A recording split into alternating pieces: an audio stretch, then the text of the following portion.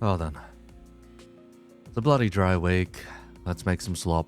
What the bloody hell does power creep look like in Limbus company? Rather, season by season, how has ID design changed for better or for worse? What's the baseline we're working with? How has raw power changed? Coins, damage conditionals, engines even. Heck, when were proper team synergies introduced? Now, while I won't be exhaustive by any stretch of the imagination, there's far too much to cover. I'll try to hit some key design logic where I can. As a caveat, I started the game post Uptie 4 introduction. I am not the most aware of how funky the meta was before Season 4 either, so this may be something closer to a post-mortem than a retrospective. That said, everything in the game is pretty much still available to make use of in some way or another, meaning we can still make quite a robust comparison in the end. So let's set the baseline. The functional Season 0 comes with your account, fellas. The LCB Sinners. Most of these are exceedingly difficult to use in modern content, at least you will struggle quite a bit in comparison. Heck, it's considered a challenge run to field a full team of them beyond the first 3 to 5 cantos. On the outset, let's go through some pain points. 1. Coin power is a next to non-existent concept. You will take the roles shown and you will enjoy them. The exceptions are Don's skill-free, Heathcliff's skill-free, Honger's skill-2 and skill-free. None of them function off of the core statuses, but instead on odd conditionals. 2. Status application is not even a suggestion, it's a joke. There's a severe lack of sustainable counts among any of these sinners. 3. All defensive skills do virtually nothing outside of their main function. Evades only evade, defense only adds barrier, counters only hit back. 4. There is zero scaling on these fellas outside of getting their sanity high enough to roll heads. 5. Some skills even have negative offense level. 6. Speed ranges vary from absolute dogshit to shockingly usable. As for the good stuff, 1. There's a surprising amount of damage conditionals spread throughout. Real Shoes, Sinclair, and Otis have quite a few. 2. Many of the support passives are very usable even to this day, notably the damage conditionals of Otis and Rodya, alongside SP healing from Yisung and Hongers. 3. There's quite a few more utility-oriented debuffs available on these IDs outside of core statuses. Paralyze, attack power down, offense level down, defense power down, alongside blunt and pierce fragility. Quite a few more things than you'd expect. 4. Some of these roles are surprisingly usable to this day, though a modern S2 can outroll everything available to these guys. The main takeaways, I suppose, from the LCB: synergies are far and few between. There's only a glimpse of modern Limbus, if any. The status-based gameplay does not exist just yet, neither does the reliance on coin power. Most skills only do a single thing, defense skills are those. As for passives and support passives, they're baseline benefits for the most part in being damage, clashing, healing, and the rare debuff. The lowest clashing roll is a 9, whereas the highest is a 21, both from Otis. For individual skill caps, the highest skill 1 is from Don at a 13, skill 2 from Don at an 18, and skill 3 remains as 21 from Otis. As for highest raw damage of the season, I believe that goes to Real Shu when she meets all her conditionals. With zeros out of the way, let's look at what the game launched with and see if we can draw any conclusions from here. There's actually quite the selection of double O's and triple O's to go through, about 2 to 3 for each sinner on launch. A few of these are surprisingly usable even to this day, at least for a few niche strategies. We've got the likes of Section 6 and 5 Association Fixers, W Corp agents, introductory members of the Blade lineage, and even the LCCB to boot. We also get the Kurokumo clan and a few other goons that rock up during Cantos 1 and 2. So let's go over the pain points once again. 1. Coin power is a premium. It is notable that not everything has it, but anything that does stands head and shoulders above the rest. 2. Status application is still something of a bad joke, at least for core statuses. For utility-oriented ones, there are plenty. The exception, to an extent, is charge. 3. Defensive skills offer minor buffs or are completely vanilla. Notably, a lot of charge IDs get charge and some poise IDs get poise. Others, some aggro, but nothing completely and totally game-breaking like we'd see in the future. 4.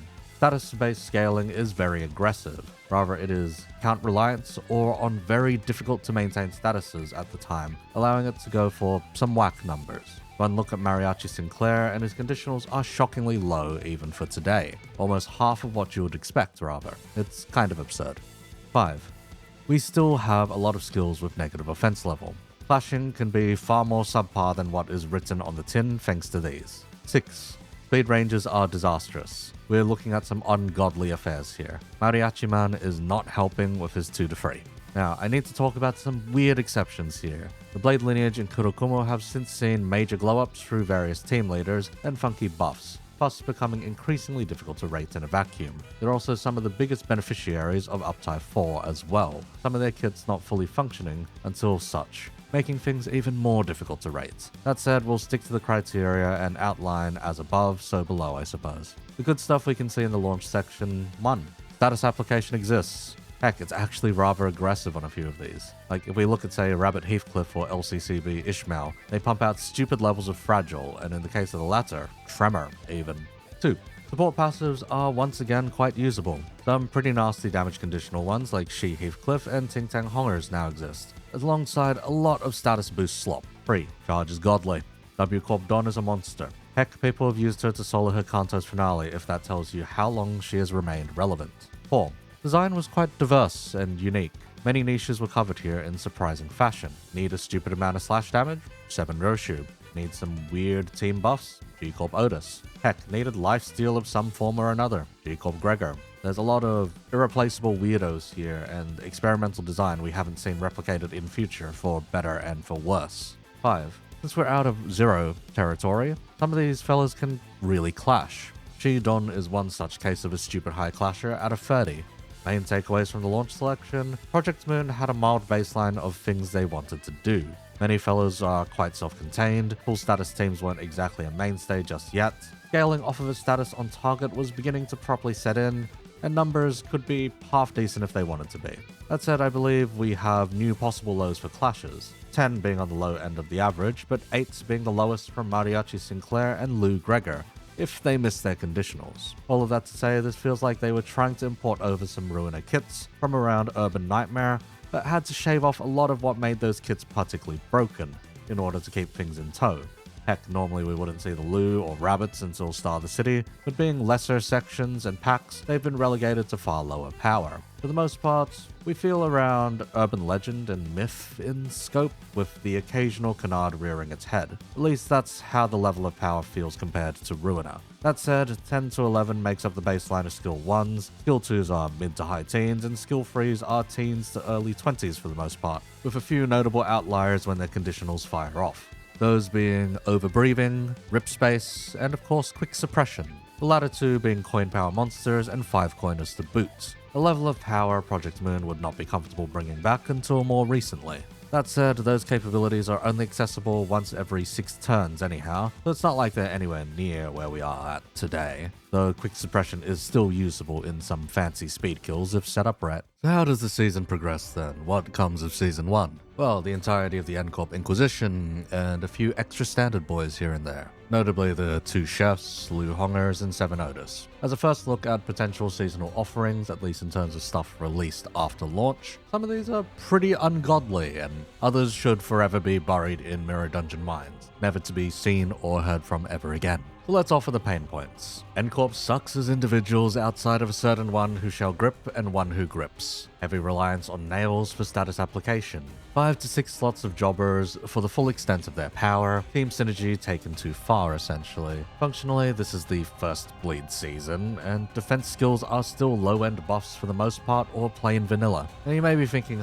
those don't sound too detrimental yet, right? Shockingly, yes. These IDs actually work quite nicely with one another, or remain mildly core for a while with the exception of the chefs. Heck, let me bring up the good here. N-Corp has real synergy with one another, including massive sanity manipulation. They can utilize Lust resources for whistles and whispers, alongside getting Fnatic for skill power and damage boost. Among all of these post-launch Season 1 IDs, not a single one has negative offense power. Rather, some of them are quite aggressively statted with +4s and +5s, mainly staring at the one who shall grip. Instead of needing to rely on coin power when sanity was in a weird spot, these fellas did final power instead. One who shall grip Sinclair is just broken as all hell. A negative coin ID this early and this strong is nasty. He even has blanket damage conditionals that are very easy to attain. Support passives are wild. Sanity from bench or benefits for dying. Heck, even faction-specific buffs from the backline too.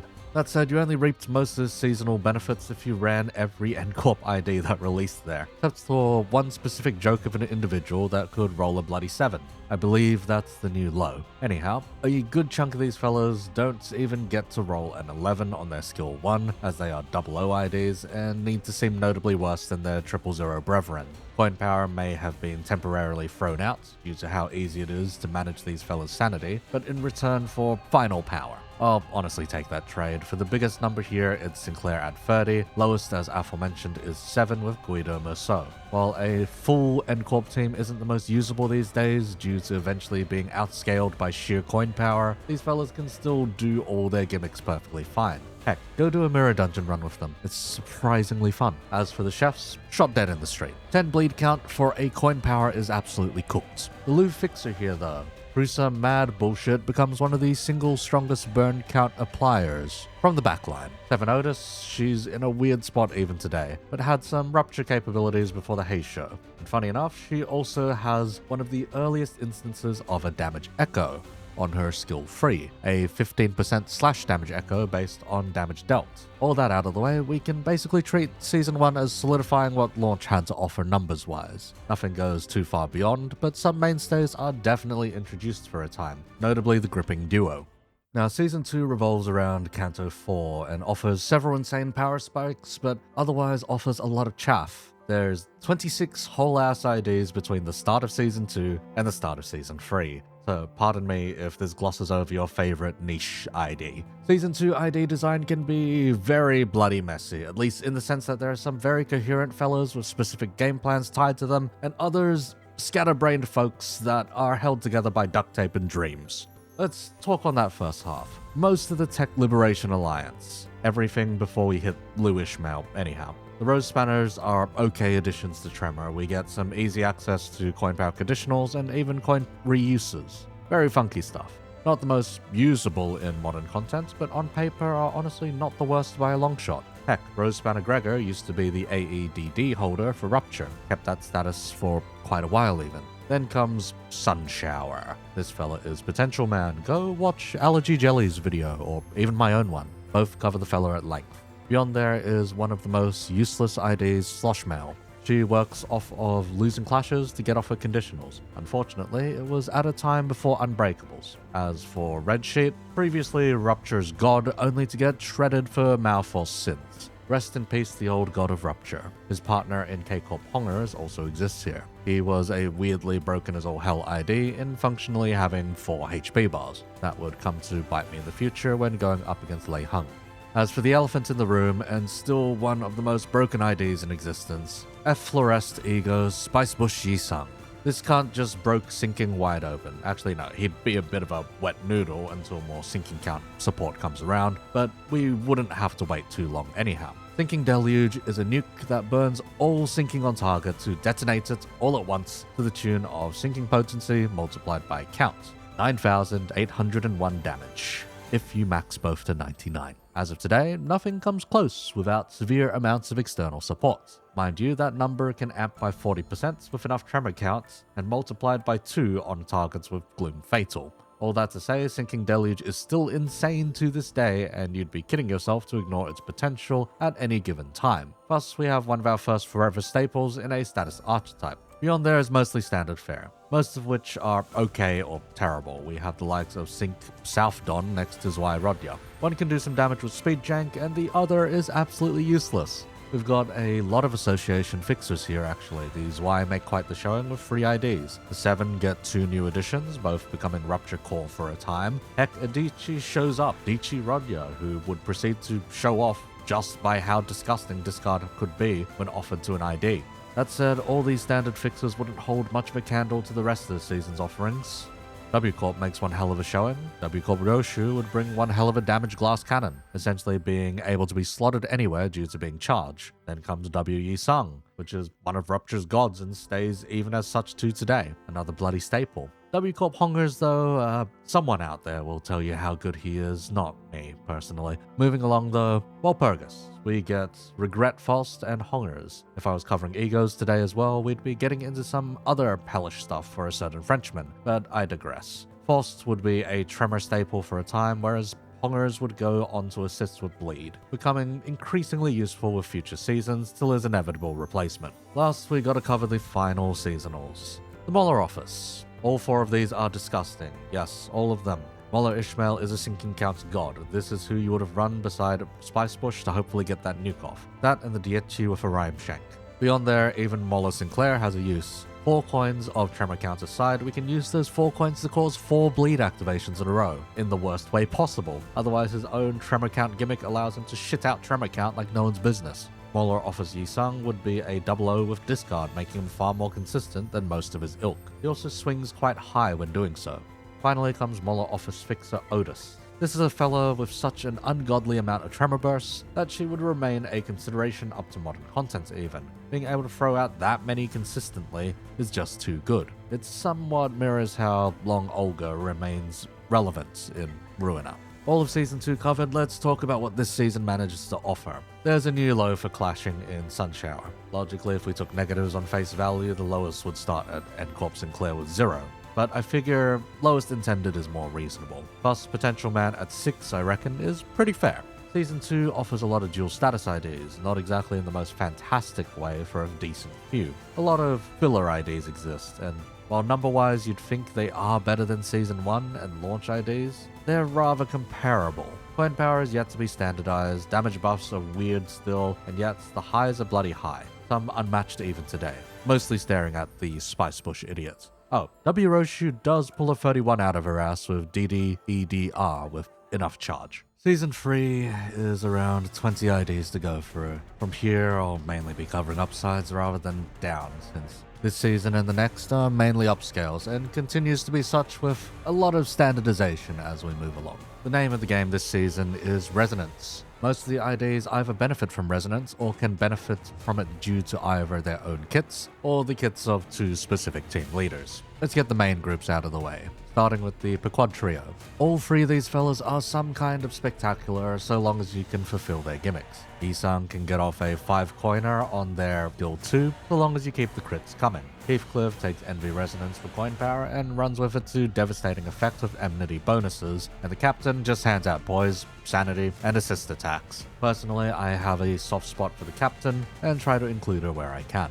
This trio though pretty much illustrates much of what we would see throughout this season. The middle would riff off the resonance bonuses, they get a full skill-free counter off of a 6 Envy Resin. This gimmick would remain with the middle even to this day, to exceedingly devastating effect. Within the realm of Season 3 though, it was a little too funky to fully utilize. Then comes the Blade Lineage. These fellows would go off hard on poise, with 2 Salsus and the Mentor being introduced. Blade Lineage Merceau would revive the Blade Lineage team for a time, offering them insane amounts of poise generation, as well as final power bonuses across the board. He also just hands out damage conditionals virtually for free, making the team surprisingly competent all the way to modern content. Beyond there is an army of seasonal fixers. The Sync offer Sinclair and Otis. Sinclair would go on to be John Pierce, whereas Otis would be an actually usable dodge tank. We get a small addition to the Liu in Rodya and Roshu. Roshu being able to clash surprisingly well for 00, and Rodya having minor team leader benefits. A full Liu team could now be a thing to an extent. The ceiling wasn't super high for them, but at least they were very consistent in getting their conditionals off. That said, the fella that does benefit burn like crazy comes out here in Magic Bullets. If the Liu could hold burn for long enough, Dark Flame would just burst through all the remaining HP given enough time to build up. Meat Lantern also makes their debut here, and turns Rupture into a somewhat real team, rather a more stable team. You can actually hold up counts in a reasonable enough manner now, without so many hoops and loops. Beyond there is 2 more Dietchi fixers in Yi Sung and Hongers. One of these is Esku's beloved, the other is Yi Sung. All of this to say, the season has a far clearer identity compared to the previous ones. The ongoing idea behind resonances and their bonuses would be dropped for a time, but here we would see a proper development on engines to fuel game plans. Poise for stupid ungodly damage from the Blade Lineage, resonances for all of Ishmael's capabilities, speed for the Sunk, burn for the Dark Flame, etc. All means of pumping out extra damage for the existing core statuses. while we wouldn't do the full transition over to coin power from status just yet, it does start cropping up a fair bit more here, just with less standardized numbers, 5s and 7s rather than 6s.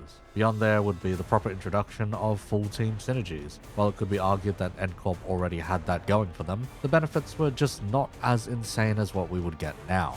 NCorp got up to 2 final power and 2 fellas getting a sanity bump on the regular.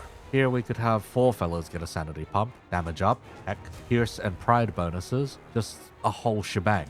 Else poise out the ass alongside raw damage conditionals. There was just far more to write home about unless you were the lube, and you were still kinda sad that your team leader was a wet noodle in benefits. Oh, as for one other note, this is also the season where one of the earlier examples of an ID with multiple passives comes out. Captain Ishmael has 2 passives.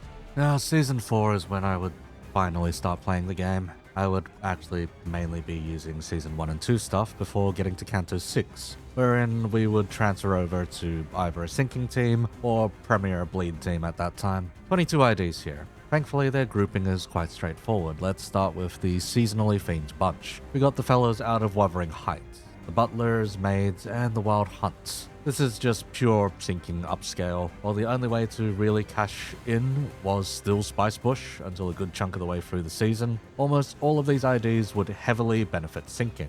It's around here that I would say that the status crayons really start showing up. While Charge and Poise had the stage for a while, those are buffs at a baseline, rather than debuff hell. The 2 butlers heavily benefited sinking through Echoes of the Manor and steady count and potency application. The heir offered a glass cannon that could apply and cash out sinking in larger amounts, while the Wild Hunt himself just took the build-up of sinking and converted it into raw damage, and stupid amounts of baseline benefits. Couple that with some very unique at the time mechanics, with that clashable counter and on-demand skill free by the counter, and you'd end up with a stupid strong lineup offered to sinking. Use that all up with Spice Bush's eventual nuke, and it was a really happy sinking season. The 2 maids, though, were rather unusual. Ishmael didn't benefit sinking plans quite as much. He'd rather take Mola Boatworks instead for a turbo-stable sinking count at that point.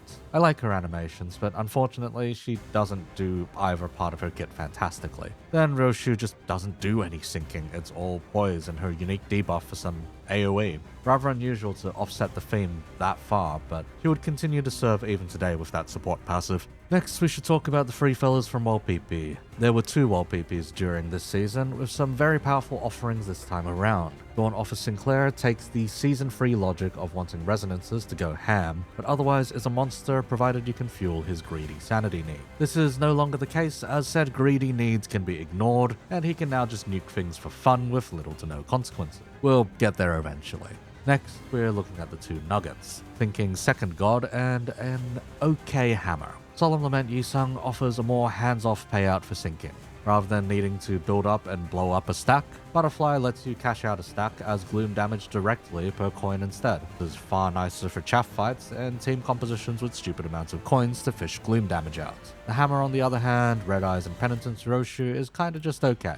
Some odd support capacity, and the ability to throw off a serious Skullbuster is nice enough. Just not anything too special all things considered. Maybe a Fred Spin 5 will bring us back later. Beyond there, we should mention the Eurodivier. These fellows give Tremor one more upscale in offering a reason to bring a Hongers, not only for the Detective's reverb, but for the Honger's ego as well. Tremor went from boosting up a stagger bar and occasionally getting funny effects in decay, chain, or other conversions, to instead pure raw damage on demand through reverb. Alongside the T-Corp agents that would be introduced as well, we now had a Tremor Exodia to boot. Time Moratorium into Everlasting into ungodly amounts of bursts under reverb, Everlasting. You could do the Omae wa mo shinderu whenever you felt like it. That said, the next canto would aggressively start against that, with many notable enemies having sloth resistance to offset it. I went into Canto 7 with Tremor without knowing such. You can imagine how that went.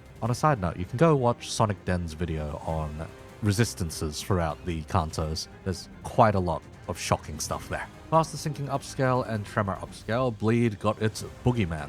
Ring Yisung and to a far lesser extent Ring Otis would make their debut, causing something of a meltdown from our director as he tried to nerf the fella. One nerf went through from memory, the counts only as a Bleed ID. Ringsung would go on to be the boogeyman in pretty much every status since he has some kind of use in pretty much everything regardless. His skill 2 with its reuse would be the poster child of power creep for the longest time. Heck, some fellas still consider this guy to be too strong. Last, Charge gets some stripes. Multi-Cracks and the W Corp Captain offer baseline benefits, charge potency, and photo electricity. This is just damage, team support, and a new direction for Charge going forward in the form of burning counts for potency. This wouldn't be as amazing as you'd expect at first, but down the line it only gets stronger and stronger as batteries start flooding in for Charge. For the standard fare that needs to be acknowledged though, we've got two that I want to elaborate on. Devyat Rodya and Zwei Ishmael. Devyat Rodya ended up being an experiment that broke the game multiple times through her retreat mechanic. She also sentenced Rupture to the fate of 15 free for a time. That would be a rather shoddy experiment in taking Rupture's direction. As for Zwei Ishmael, everyone points to Ring Yi Sung or Wild Hunt due to their damage or overloaded kits. I would point to Zwei Ishmael instead. She refuses to die, she refuses to stagger, always gets to clash, has one of the single best defense skills in the game, and can burst tremor like a motherfucker. She was bugged for a while in that regard, but that is fixed now. Beyond there, damage out the ass, point power conditionals that are self-sufficient and far too low to account for. They may as well be base. Say hello to the yardstick I'll compare most things against at this point, Zwei Ishmael. If you have stupid easy conditionals, cannot reasonably die, output fierce amounts of damage, and can cheat stagger, you will be equal to her. I wish I could then say that there's nothing that goes beyond her. Season 5 is this chart. There are some filthy IDs here and some that people would prefer to forget. Beginning fare and initial standard offerings leave a lot to be desired. We have Syncmus of Fanghunt Hongers and Devyat Sinclair, all of which were part of the 15 free experiment for Rupture. As a result, all of them produce sad as hell results upon reaching said threshold. They don't all stop consuming counts when there and instead may aggressively go into the negatives. The Sync Fixer can get away with it, but the rest are bloody criminal in this regard. While not strictly terrible IDs, they are a poor showing for the start of a season. Oh, right, we get the lesser Zwei Ishmael in Zwei Sinclair. While he can act as a companion to Ish, I wouldn't really recommend it since it's a tad too conditional to get full use out of. That said, let's address the elephant in the room, the Blood Fiends. Introduced here is Blood Feast, a collection of bleed damage dealt throughout an area within an encounter. For how well Blood Fiends do in gameplay, consult the charts. If they have Blood Feast, they are at the spikes. They do ungodly amounts of damage, fulfill their gimmicks, and go absolutely ham with many of their capabilities. Dawn gets to wipe groups and eat single targets for breakfast. The Priest acts as the bleed engine and seesaws HP to benefit everyone else. The Princess buffs the rest of the Fiends, whereas the Barber actually does half decent with Blood Feast in tow, but otherwise, as the last kindred to get it, for now, suffers quite a bit. Anyhow, with all of these fellows so heavily dependent on bleed triggering, they need to be used with one another alongside additional bleed support. Otherwise, you are screwed and underperforming. The chart goes from the swinging "we're so gone and so back" one to instead bloody flatlining. Here is an actually decent display of conditional power compared to whatever ungodly affair we get with Zwei Ishmael. You actually need to do the acrobatics of juggling bleed carefully to get power compared to the knight who just hits defense once and is online for the next turn. Notably, I wouldn't place the Blood Fiends above Zwei Ishmael, unfortunately.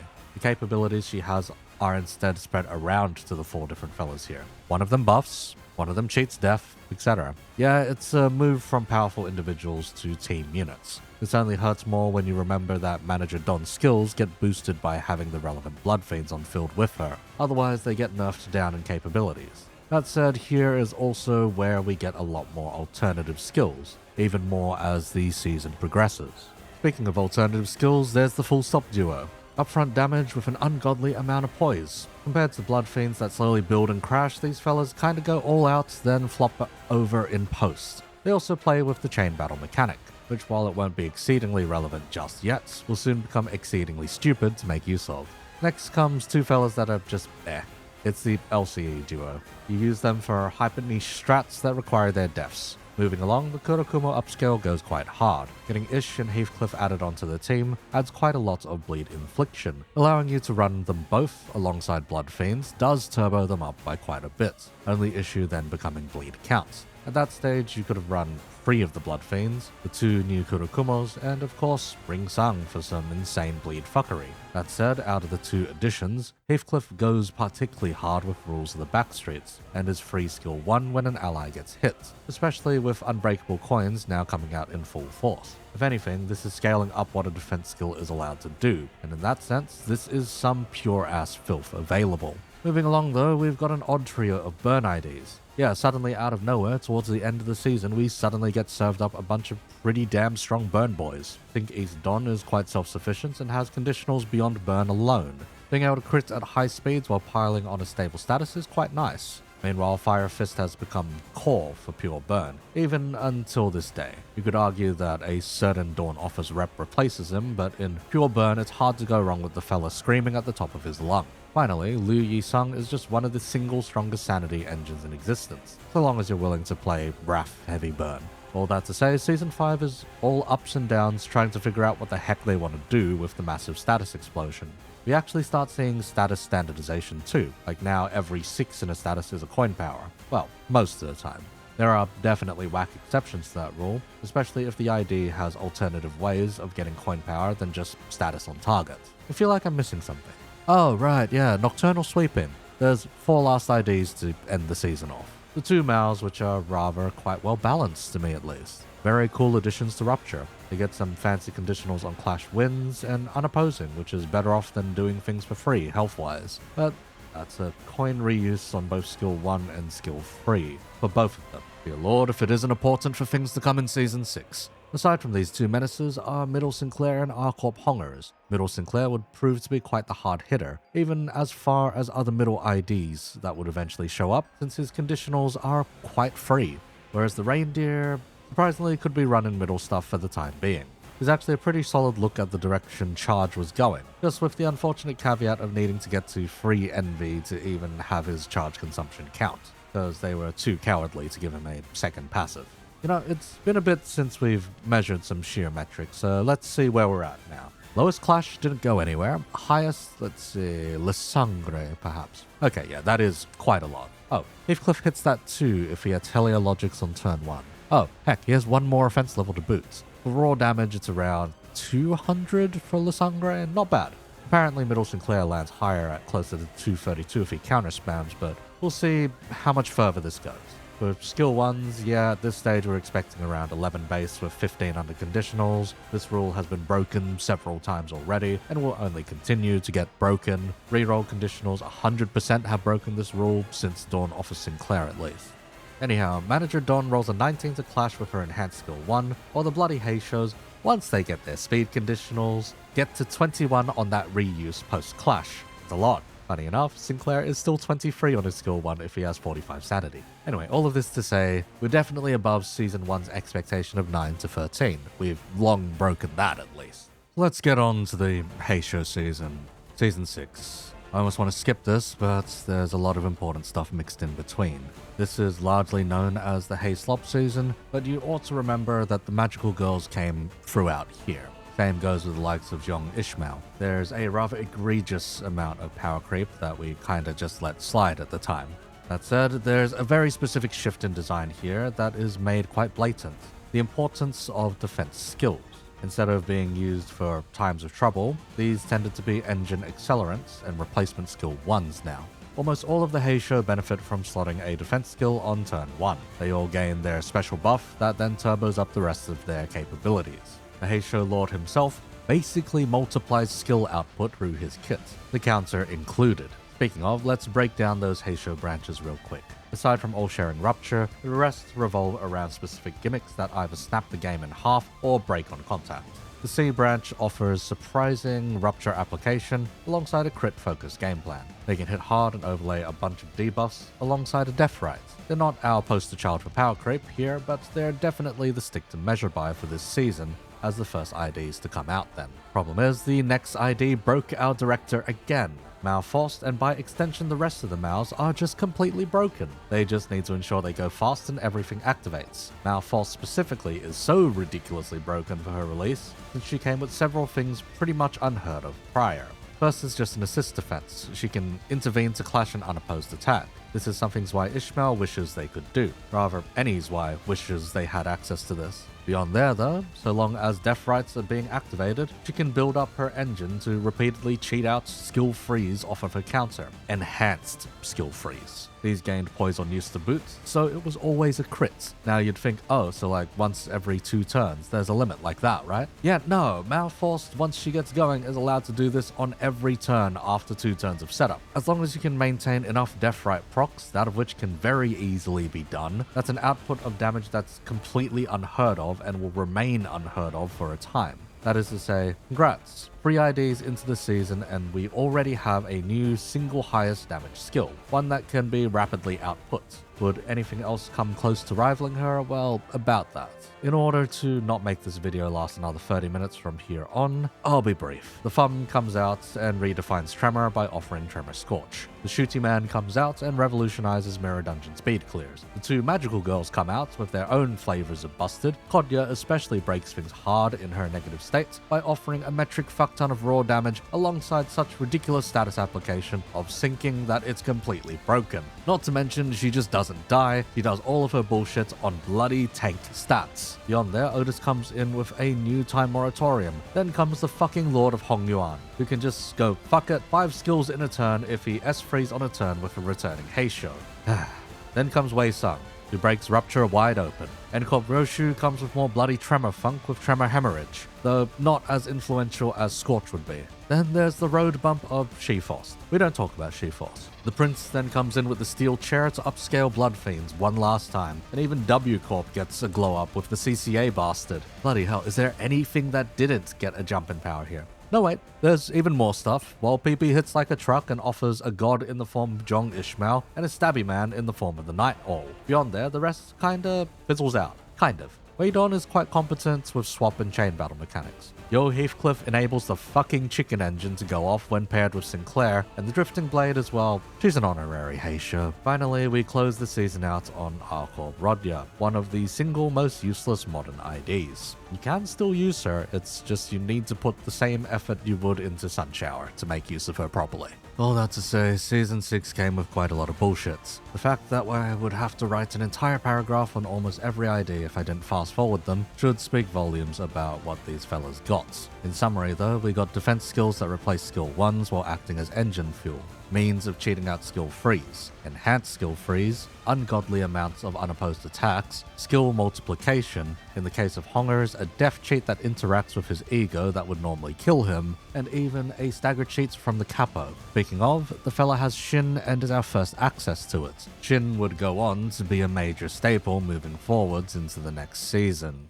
As for that one, we're not entirely done, but unless the last 2 or 3 releases completely break the game wide open again, I think we've seen most of what it has to offer. Season 7 can be boiled down to a few categories. You are either a standard ID in denial, part of a WallPP banner, an apprentice, or a fucking nurse father. Oh, that's or you came from an intervallo and somehow were the middle of the pack in terms of power. Anyhow, we'd open up with 2 of the weakest IDs in the season, in Ujat Otis and Index Faust. While on release they were a shockingly competent pair, they would not even come close to scratching the sheer madness on offer. From there we'd get a string of apprentices, a bunch of good kits but nothing completely broken.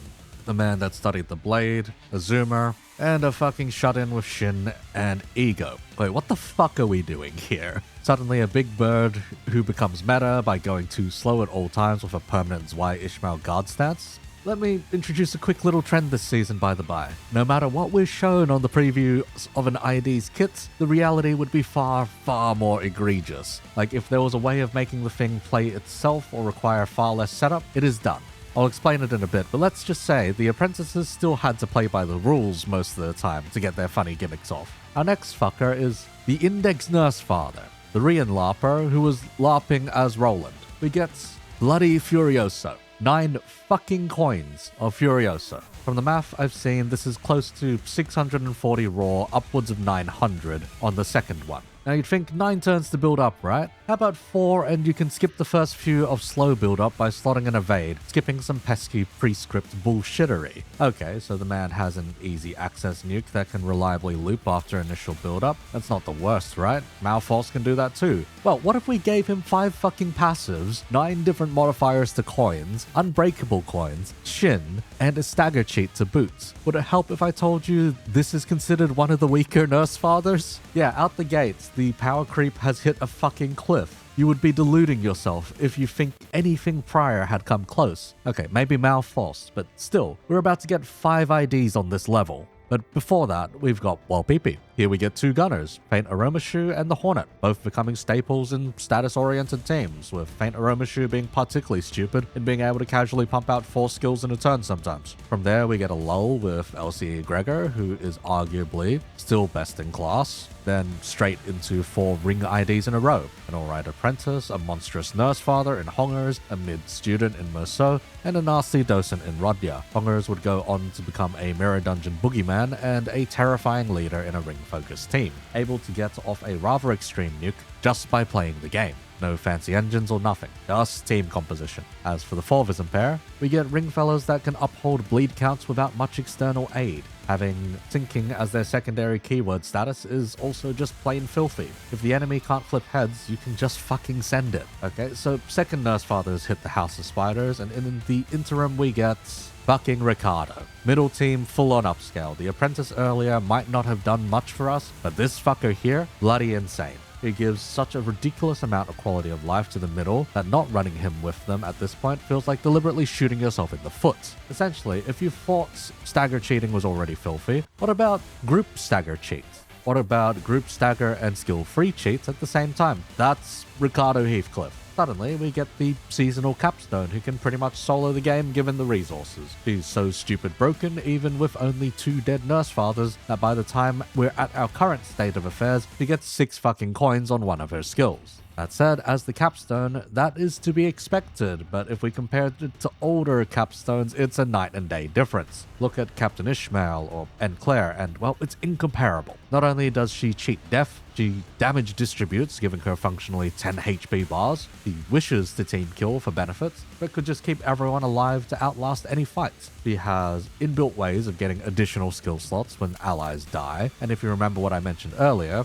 the part that mentions reality being far more egregious compared to the reveal, well, yeah, she deals 120% of a House of Spiders ally HP to instantly kill them no matter what. We don't have to set up the team kills. We don't have to fell bullets or wait for them to lower in HP to die. No, she just slashes them in half immediately. Complete and utter filth. From there we get Middle Nurse Father Otis. If you build a team around Envy Resonance, she is one of the single strongest IDs in the game, bar none. You just need to paint the world purple every turn, and she can pull out Furioso numbers after unpacking enough times. Yeah, there isn't anything that comes close to that for the rest of the season. While it's around 5 turns of setup to get there, every turn after that is just firing on all cylinders with maxed out conditionals. Sure, it's single target, but for single target, it is an ungodly amount of damage. At times, I am actively repulsed using this ID just because of how much it does. Beyond all the middle gimmick, the skill-free cheat every turn, etc., she has everything the Nurse Fathers get minus Shin. A stagger cheat, a high-powered skill-free that can be cheated out, bonuses to their apprentice, and far more. She also has ridiculous grit that lets her slow down her death dramatically. To replace Shin, we get sealed sword stages and Levantine, which are arguably even more busted. Heck, if you're willing to murk out your own apprentice, you get turbocharged too. This idea is fun to go power tripping on, but if I were to put out a tier maker today, it would easily rise to the top, no questions asked. That skill-free damage is around 690-ish as well when Levantine is out and you go full ham. Higher even, that's just ballpark numbers. Calculating the damage on that thing is a hell and a half. All that aside, we've got 7 more IDs to go. None of them will reach that height of power exactly, but there are still some that come horrifically close. The 2 Intervallo IDs are actually quite nice. While Hongers is a bit of a glorified 00 ID, his numbers are vastly inflated to the point where I had to double take and recalculate to make sure I was looking at the right numbers. Turns out clashing at 19 on a skill 1 is in fact the numbers he's allowed to access, as well as the very casual 29 on his skill 2 if that reuse goes off. Yeah, these fake 00s aren't looking so fake anymore. LCD Ishmael is Blade Lineage turned up to 11. crits for days, insane haste, and a bloody Mook workshop weapon. Just Christ, there's a lot going for her, including that hard-hitting freebie 5 coiner that cheats out at skill end if you play her right. It's actually insane.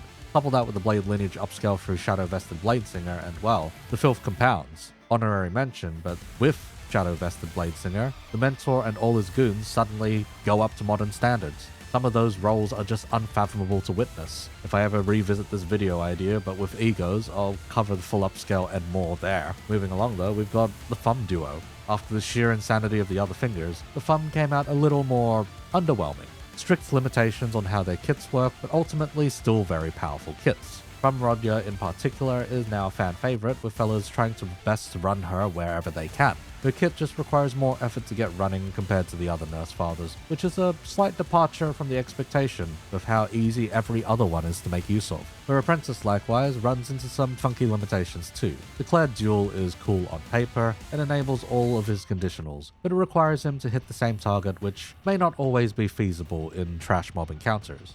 This has kinda led to the funny game plan of getting the guy killed off by Roshu instead to instantly trigger Rodya's Shin and pump up the Nurse Father's specs dramatically. Regardless, while on the lesser end of the House of Spiders' explosiveness, the two get by perfectly fine in a season full of monsters. Then comes the Walpeepee. An honorable mention needs to be made for Solemn Lament Yi Sung due to him being super buffed. In getting a discard on demand and more bullets alongside light tremor specs, he surprisingly becomes super consistent as a menace, so long as you put him to field. Heck, he can be your source of gloom now in a tremor team, which is something of a scary thought. Then comes the Dawn Office. We get 4/3 of a kit split between the two IDs in Faust and Gregor, with the last 2/3 being handed over to Phil Clare. They're such an absurd burn upscale that it's rather terrifying how much they offer.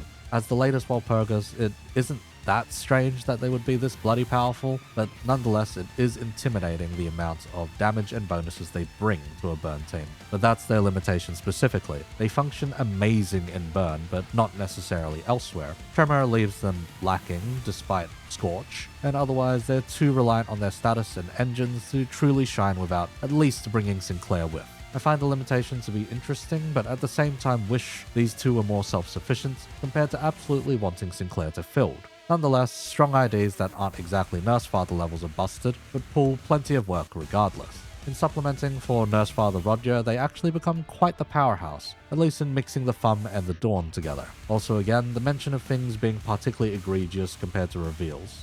Yeah, these guys were that, but specifically for their self-burn and number of coins they had access to. However, parts were definitely heavily restricted, such as the Burn Wrath activation. Moving along though, we got one last ID for the road. LCE Dimension Shredder Yi Sung. This one is a standard ID in denial. He's strong under the right conditions, rolls to modern standards, but otherwise isn't really that flashy outside of the Mirror Dungeon. You can't really make him flashier either, since he doesn't have any of the Nurse Father quality of life. No skill cheats, no stagger cheats, nothing, just good old bread and butter. That does mean that any addition to his kits from here does make him noticeably more powerful. Adding 20% onto his Pidblue 40% damage conditionals is already a 50% increase in damage bonuses. Getting him more skill-free uses inside of the MD lets him use his assist attack at a complete whim, and even up to 3 times if the timing is particularly funky. There's a lot of weird shit this guy can get up to when offered the chance, but almost every other ID just gets to do things without needing that chance, or at least has a proper home without needing to overextend. Truly, the man is the embodiment of the wayward passenger in full in that regard. Anyhow, to sum things up, I reckon it's apt to show where we came from to where we are now. So let's take one of the strongest ideas from launch and compare it against one of the strongest of today. Arbitrarily, let's go with Arcorp Heathcliff and middle Nurse Father Otis. The rabbit rolls an 11 on his skill 1, a 17 on his skill 2, and a 24 on his skill 3 when all maxed out. If a 00 ever came out today, I reckon those numbers wouldn't be that strange, to be honest. Rather, I think those numbers on a 00 would be quite welcome. Anyhow, that quick suppression does around 132 damage if the math adds up, and he can do that once every 6 turns provided he has the speed to get coin power from it. Otherwise, he provides a difficult to replicate for fragile and meaningless amounts of status application across his skills. That evade has negative defense level and only gains him a single charge count. Beyond there, he has a very low 203 HP currently, and -4 to defense level overall, with a speed range of 3 to 7 and 3 stagger bars. He has one passive to care about while fielded. It grants him some charge, and when charged up, gets a haste and attack power to write home about. He'll also get a slight blip in ammo. All of that made him a monster on launch, and during Season 1 with around 353 damage per round, of 6 skills if perfectly played. It's what makes a monster now in Season 7. When all conditionals are maxed out, Middle Nurse Father rolls an 18 on their skill 1, a 22 on their skill 2, and... am I reading right? Upwards of 31. Not 31. Upwards of 31, depending on counter use for skill 3. Some of this is bloody horrific to look at. Meanwhile, the defense skill is a counter that can be replaced with a skill 3 with enough envy resonance. It's how you cheat the skill 3 every turn, aside from building up middle stacks. Beyond that comes the Nurse Father benefits. The scaling engine, stagger cheats, becoming difficult as all hell to kill, a multitude of personal buffs, 6 passives that instead act like 20 different passives, alternative skills, etc. Compared to the 3 lines Heathcliff gets above, this is an entire chapter. In the baseline, it's 285 HP, 4 to 7 speed, and +5 defense level. Oh, and only a single stagger bar, which as we've outlined earlier, does not matter since you cheat it anyway. Oh, right. Heathcliff needs bullets to even function. Anyhow, when operating at peak performance, we take the amount of damage she can deal on her skill 3 and multiply it by 6, because she can just do that every single turn. For reference, that is in the ballpark of 691 damage per turn, give or take, and over 6 turns, that is 4,146 damage. My math isn't perfect, but even if I'm off by a smidge here or there, Heathcliff is operating at about 8% of her maximum power. When he is going at maximum power. But Eco, you might say, that's maximum power. It takes years for her to ramp up to that level of bullshit. Not years, just 5 to 6 turns. But say we just take her base kit and go for 6 turns, it's still around 1,073 damage over 6 rounds, assuming we don't touch her gimmick and only get a single unpack off. And you will inevitably touch her gimmick and invariably unpack and go beyond. Like, do you not see that even at a fraction of her power, she's functioning 3 times better or having infinitely more quality of life and bullshittery to her name? There are just levels of absurd that we should not have touched. This is one of them. But fine, benefit of the doubt. What if we took Malphor's numbers then, huh? Well, since she too can cheat out her skill 3 2 at a whim after a certain points, her whole bucket becomes it, leaving us at 2,460. That is around 60% of Otis's power. We are so far gone in power creep, it's not even funny. A single season and we've almost bloody doubled the amount of outgoing damage. Like, I know this is assuming peak performance, but once again, even without, if we can scratch the surface of that performance, it's absurd. But fine, let's go fill the gaps. Let's take some IDs from other seasons and plot a little graph for you to see, visualize. Let's take Manager Don, Wild Hunt Heathcliff, Blade Lineage Merceau, W Corp Roshu, and the one who shall grip for good measure. Where are we at? Sinclair lands at 410, a smidge above R Corp. W Corp Roshu is actually lower at 349. Blade Lineage Merceau is around 741, assuming we claim bones, 301 if we fail to. Wild Hunt Heathcliff is around 779 if we at least lament mourn despair once. If you perfect loop it 3 times, it jumps to 1,287. Then Manager Don, assuming we do everything enhanced, is actually only around 987. Huh, that does make the next jump far too severe, all things considered. 2,460 into 4,146.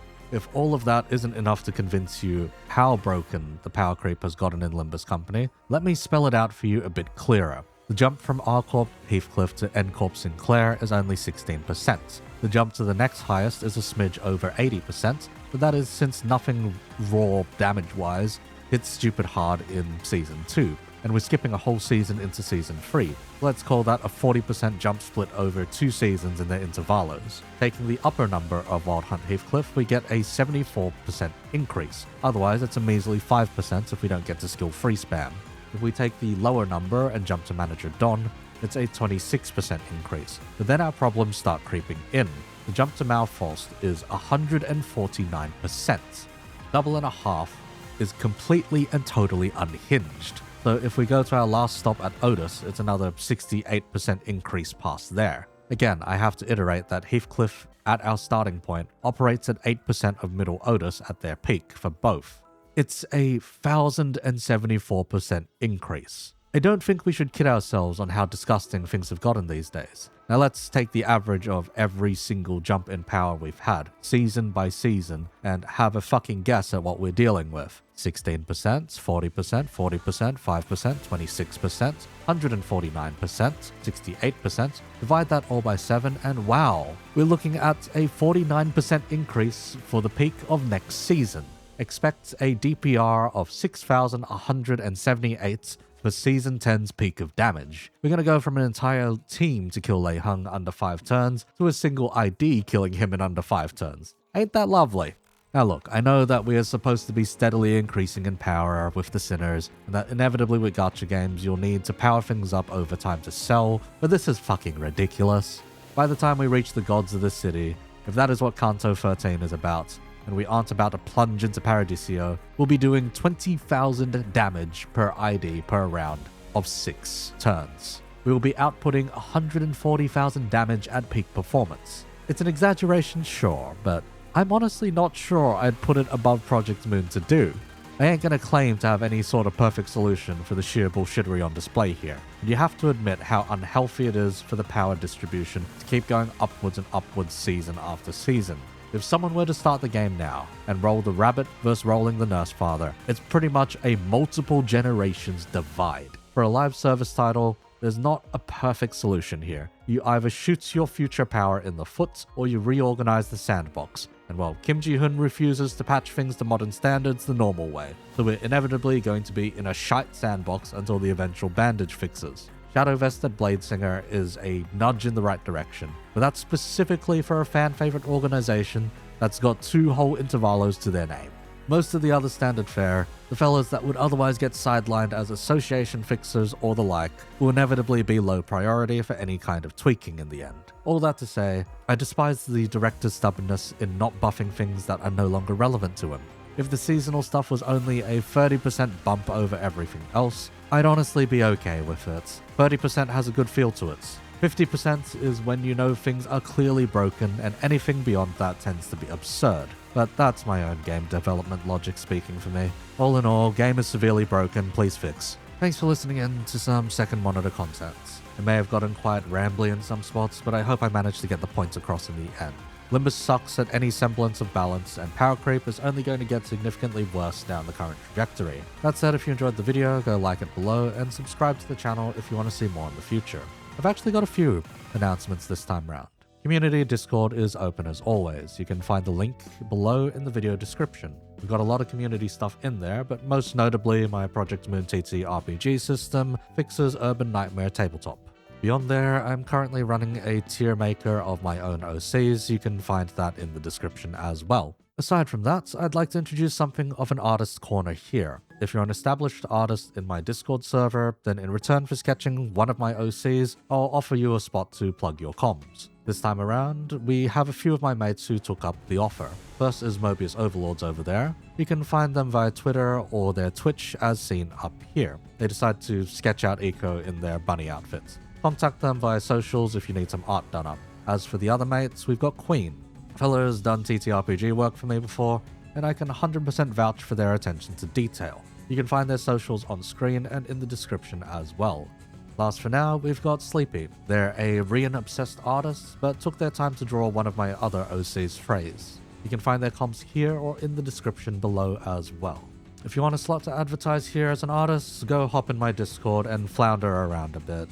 Otherwise, if you're a company that wants a sponsored slot in my videos, go contact me by email instead. Aside from those fellows, these are my patrons and members, Derp, Ardi, Ane, Iwa, and Zolk Saphira. Thank you for your continued support and keeping the lights on. As for the rest of ya, appreciate you for tuning in on Second Monitor content. Thanks for your time.